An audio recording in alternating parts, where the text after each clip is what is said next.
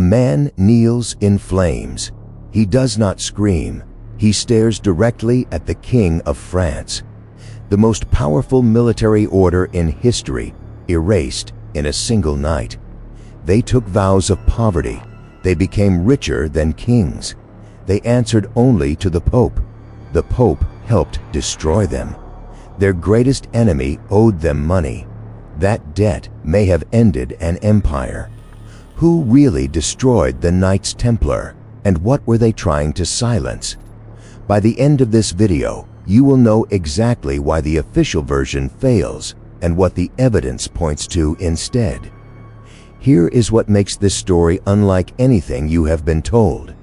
The men who prosecuted the Templars also wrote the records we now use to judge them.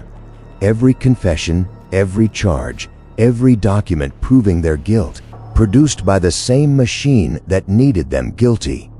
One document exists outside that system. It says something entirely different. But first, understand what Philip the Fair actually destroyed in 1307. It was not just a military order. It was the most sophisticated institution the medieval world had ever built. The road to Jerusalem in 1095 was a death route. Pilgrims walked hundreds of miles through hostile territory, unarmed, unescorted, carrying silver and faith. Raiders worked the roads systematically. Bodies turned up stripped and left in the dirt. The church controlled the destination. It had no answer for what happened on the way there. Then Pope Urban II stood before a crowd at Clermont and delivered a speech that changed the world. Jerusalem was held by unbelievers. The Knights of Christendom had an obligation, not a choice, to march east and take it back. Thousands responded.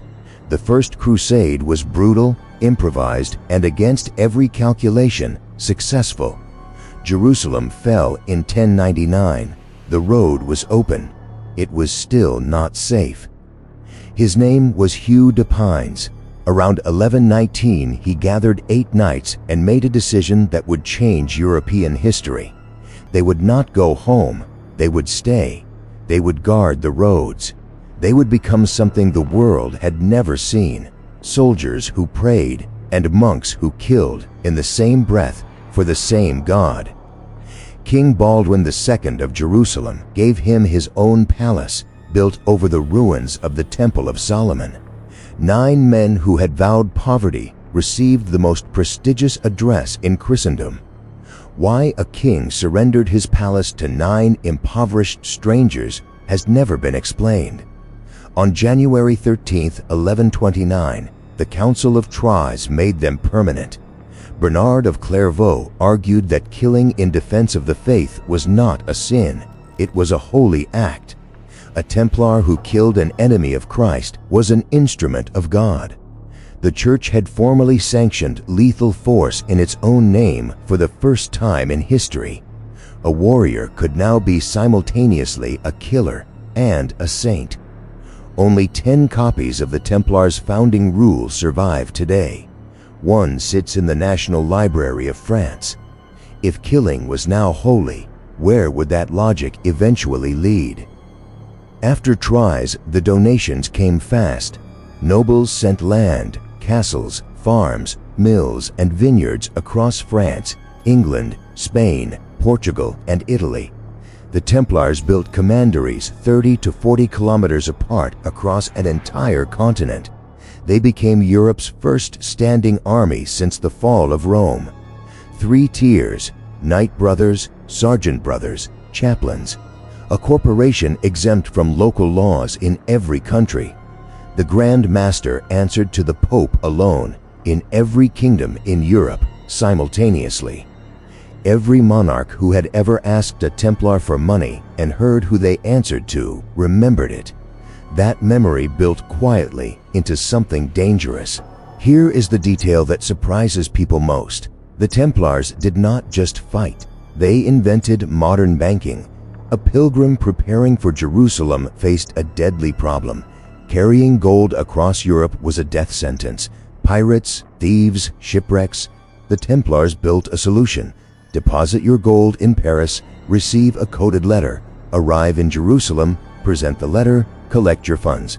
No transport, no robbery risk.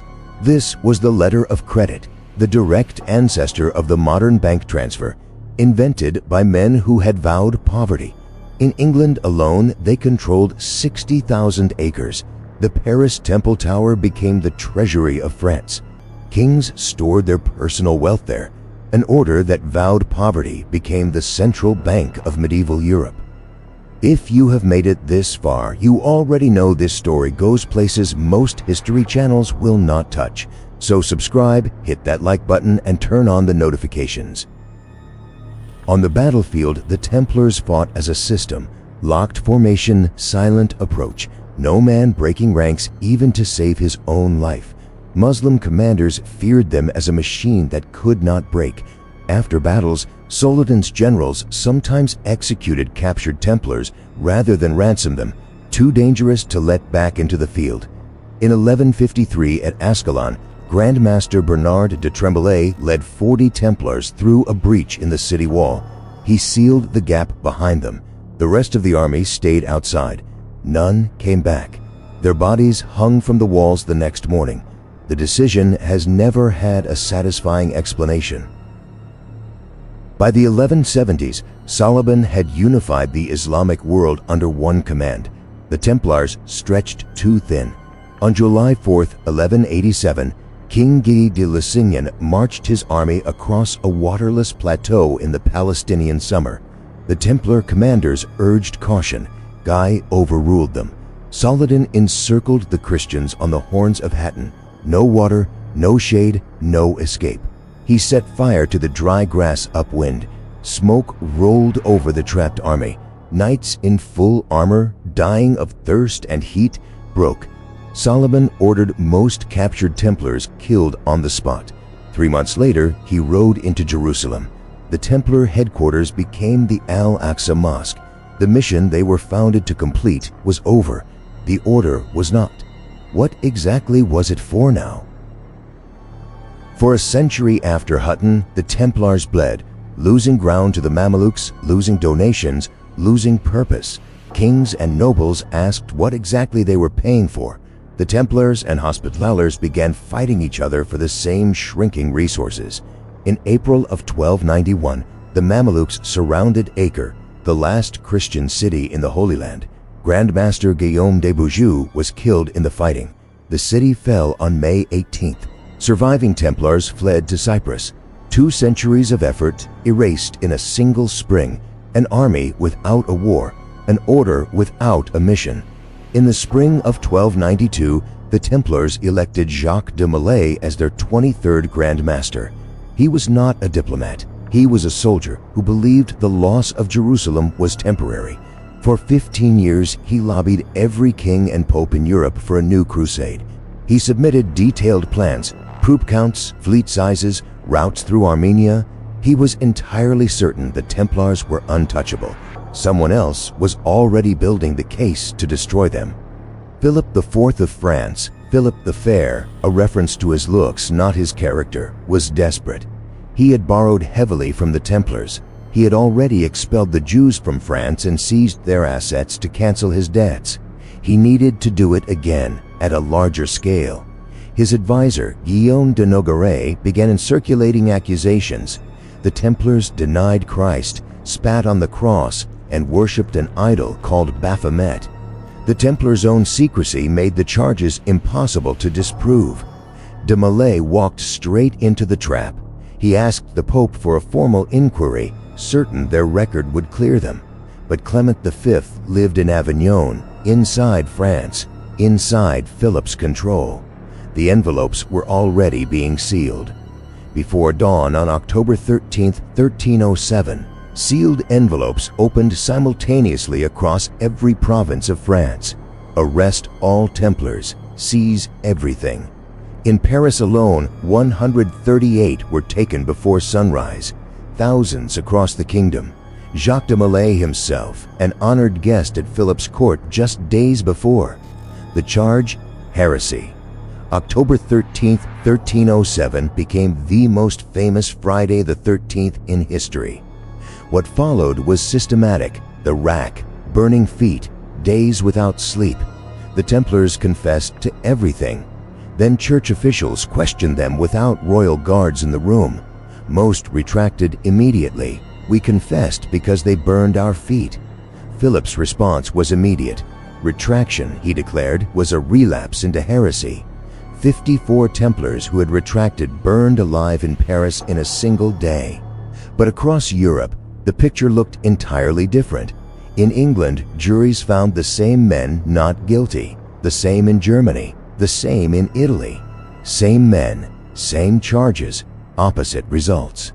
The confessions were products of pain, not evidence of crimes. Philip knew this. The Pope almost certainly knew this. But the process had its own momentum, and the one person who could stop it lived in Avignon, inside Philip's reach. On March 22, 1312, Clement signed Vox in Excelso. The Order of the Temple ceased to exist, not condemned, but erased. Their assets went not to Philip, but to the Knights Hospitallers. Philip was furious. He had destroyed the most powerful military order in Christendom and did not get the treasure. His agents found the vault of the Paris Temple largely empty. The Templar fleet, 18 ships at La Rochelle, had vanished without a trace. Someone inside the order knew what was coming, and de Molay, still alive, still imprisoned, had one move left. March 18, 1314. After 7 years in prison, Jacques de Molay stood before a commission at Notre Dame to confirm his confession and disappear. The crowd expected a formality. Instead, de Molay retracted everything. He declared himself innocent. He declared the order innocent. He had nothing left. He chose to die telling the truth. That evening, Philip had a pyre built on an island in the Seine, in the shadow of Notre Dame. As the flames rose, de Molay turned toward the king and the Pope and spoke. Witnesses recorded his words. "God knows who is wrong and who has sinned. Calamity will come to those who condemned us unjustly." Clement V died within 33 days. Philip IV died before the year ended. His 3 sons each inherited the throne. Each died without a male heir. The Capetian dynasty, 3 centuries of French rule, extinct within 14 years. France descended into the conflicts that became the 100 Years' War. The people called them les rois maudits, the cursed kings. The name has survived 700 years. The Templar treasure was never recovered. The vault was largely empty when Philip's agents arrived. The fleet, 18 ships at La Rochelle, had vanished without a record of departure. Philip destroyed the order specifically to seize its wealth. He did not seize it. Someone moved everything before the arrests. Someone inside knew what was coming. In 2001, a Vatican archivist named Barbara Frail found a document misfiled in the secret archives for nearly 700 years. The Chinon Parchment, a record of a secret inquiry from 1308. In it, Clement V's own cardinals had formally cleared Jacques de Molay of heresy. Cleared completely. Clement knew in 1308, 4 years before the dissolution, that the Templars were not guilty. He erased them anyway, under pressure from a king who owed them money. The document is real. It is in the Vatican. In Portugal, the Templars were never destroyed. King Benis refused to prosecute them, and in 1319 founded the Order of Christ, staffed with surviving Templars. Their expertise in navigation transferred intact. A century and a half later, the Order of Christ sponsored Portuguese maritime exploration. The Templar cross appeared on the sails of Vasco da Gama's ships as he rounded the Cape of Good Hope. The order Philip erased in 1307 helped map the entire world. 7 centuries later, the questions have not closed. Was the destruction of the Templars a genuine prosecution of heresy, or a financial assassination in theological language. The confessions, evidence of crimes or evidence of pain. The Shannon parchment shows the Pope knew they were innocent in 1308. The dissolution came in 1312. The treasure moved before the arrests. The fleet vanished. Philip died without the wealth he destroyed an institution to obtain. These are not questions conspiracy answers.